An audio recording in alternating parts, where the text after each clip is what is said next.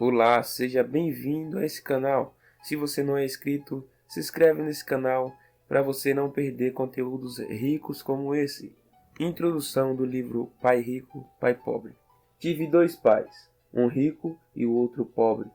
Um era muito instruído e inteligente, tinha o PhD e fizera um curso universitário de graduação com duração de 4 anos em menos de 2. E foi então para a Universidade de Stanford, para a Universidade de Chicago e para a Northwest University, sempre com bolsas de estudo.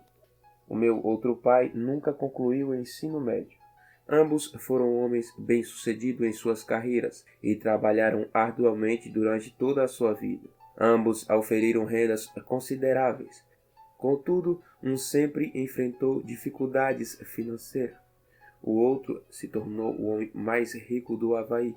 Um morreu deixando milhares de dólares para a sua família, para a instituição de caridade e para a sua igreja. O outro deixou contas a pagar.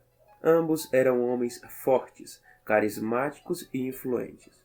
Os dois me ofereceram conselhos, mas não me aconselharam as mesmas coisas. Ambos acreditavam firmemente na instrução, mas não sugeriram os mesmos tipos de estudo.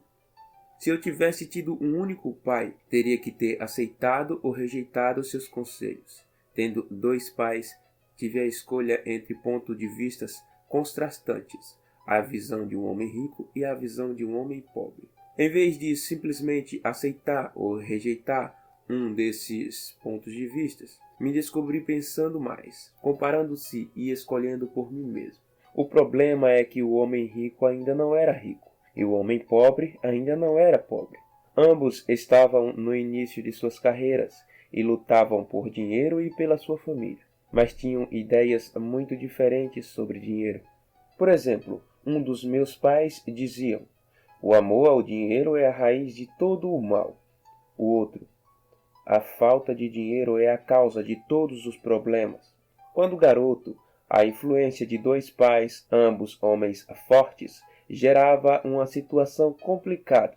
Eu queria ser um bom filho e os ouvia, mas os dois pais não falavam a mesma língua. O contraste entre suas ideias, especialmente no que se referia ao dinheiro, era tão extremo que eu ficava curioso e intrigado. Comecei a pensar profusamente sobre o que cada um deles dizia. Muito do meu tempo era gasto refletindo, fazendo-me perguntas como: por que ele fala isso? A respeito das afirmações dos meus pais. Teria sido muito simples falar: sim, ele está certo, concordo com isso. Ou simplesmente rejeitar um ponto de vista dizendo: o velho não sabe o que está falando. Porém, tendo dois pais que eu amava, fui forçado a pensar e a escolher um dos caminhos por mim mesmo. Esse processo de escolher sozinho se mostrou muito valioso em longo prazo. Não se trata simplesmente da aceitação ou rejeitação de um único ponto de vista. Uma das razões pelas quais os ricos ficam mais ricos, os pobres mais pobres e a classe média luta com as dívidas é que o dinheiro não é tema ensinado em casa ou na escola. Muitos de nós aprendemos sobre dinheiro com nossos pais. O que um pai pobre pode dizer sobre finanças para o seu filho? Ele diz simplesmente: fique na escola e estude muito. O filho pode se formar com ótimas notas, mas terá uma programação financeira e uma mentalidade de pessoa pobre. Infelizmente, lidar com o dinheiro não é ensinado nas escolas. Elas se concentram nas habilidades acadêmicas e profissionais, mas não nas finanças. Isso explica por que médicos, gerentes de bancos e contadores versados que tiveram ótimas notas enquanto estudavam terão problemas financeiros durante toda a vida.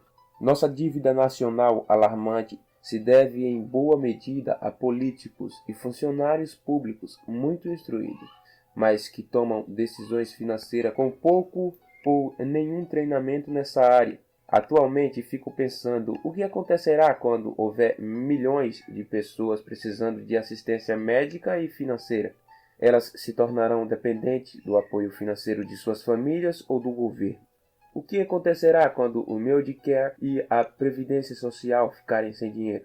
Como uma nação sobreviverá se ensinar sobre dinheiro continua sendo tarefa dos pais cuja maioria será ou já é pobre?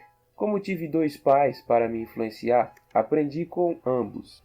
Tive que refletir sobre os conselhos de cada um deles e, ao fazê-lo, percebi o poder e o impacto dos meus pensamentos sobre a nossa própria vida. Por exemplo, um pai costumava falar: "Não posso comprar isso." O outro proibia o uso dessas palavras. Insistia em que eu falasse: "O que posso fazer para comprar isso?" Em um caso temos uma afirmação, no outro uma pergunta. Um deixa você sem alternativa, o outro obriga você a refletir.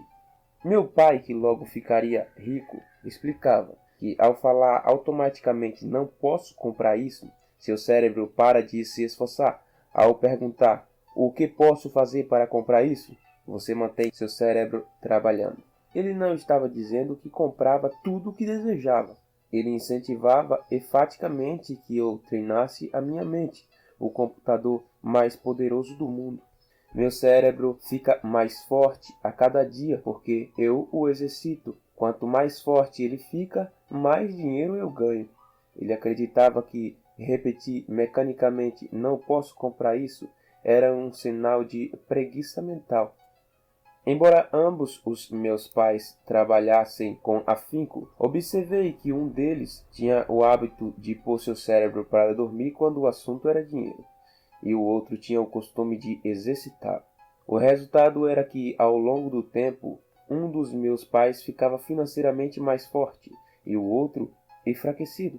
Isso não é muito diferente do que ocorre quando uma pessoa faz exercícios físicos regularmente, enquanto outra senta no sofá e assiste à televisão.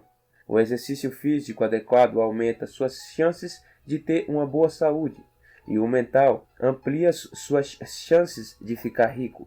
A preguiça reduz tanto a saúde quanto a riqueza. Meus dois pais tinham atitudes mentais diferentes. Um acreditava que os ricos deviam pagar mais impostos para atender os menos afortunados. O outro dizia: "Os impostos punem os que produzem e recompensam os que não produzem." Um dos meus pais recomendava: "Estude arduamente para poder trabalhar em uma boa empresa."